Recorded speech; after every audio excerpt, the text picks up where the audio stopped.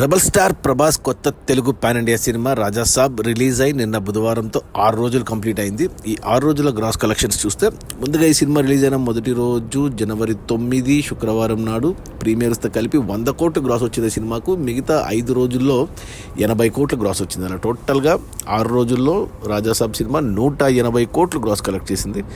అందులో 100 కోట్లు మన తెలుగు రాష్ట్రాల నుంచి వచ్చాయి, 80 కోట్లు పాన్ ఇండియా అండ్ ఓవర్సీస్ నుంచి వచ్చాయి. ఇక ఈ 180 కోట్ల గ్రాస్లో థియేటర్ల రెంట్లు, గవర్నమెంట్ ట్యాక్సులు, ఖర్చులు అన్ని పోను డిస్ట్రిబ్యూటర్ షేర్ వచ్చేసి 108 కోట్లు ఉంది.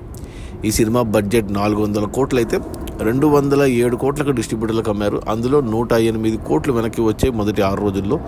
ఇంకా 99 కోట్లు వెనక్కి వస్తే సినిమా హిట్ అవుతుంది బాక్సాఫీస్ దగ్గర కమర్షియల్గా. 99 కోట్ల డిస్ట్రిబ్యూటర్ షేర్ రావాలంటే మరో 200 కోట్లు గ్రాస్ రావాలి. ఇక ఈరోజు గురువారం, నిన్నటితో సంక్రాంతి సినిమాలన్నీ రిలీజ్ అయిపోయాయి. Already Chiranjeevi cinema block buster అయి కలెక్షన్స్లో లీడింగ్లో ఉంది. ఇక రేపు శుక్ర శని ఆది వీకెండ్, సంక్రాంతి హాలిడే వీకెండ్లో మరి సినిమాకి కలెక్షన్స్ ఏమైనా పెరుగుతాయేమో చూడాలి. 200 కోట్ల గ్రాస్ అయితే ఈజీగా దాటుతుంది, కానీ ఇక కావాల్సిన మరో 200 కోట్లు అనేది కొద్దిగా కష్టమే. కానీ లాంగ్ రన్లో నష్టాలు తగ్గించుకుంటుంది. ప్రస్తుతానికైతే 100 కోట్ల నష్టం క్లియర్గా కనబడుతుంది. మరి ఎంత తగ్గించుకుంటే అంత మంచిది, చూడాలి. మరి అది మన రెబల్ స్టార్ ప్రభాస్ కొత్త తెలుగు పాన్ ఇండియా సినిమా రాజాసాబ్, డైరెక్టెడ్ బై మారుతి.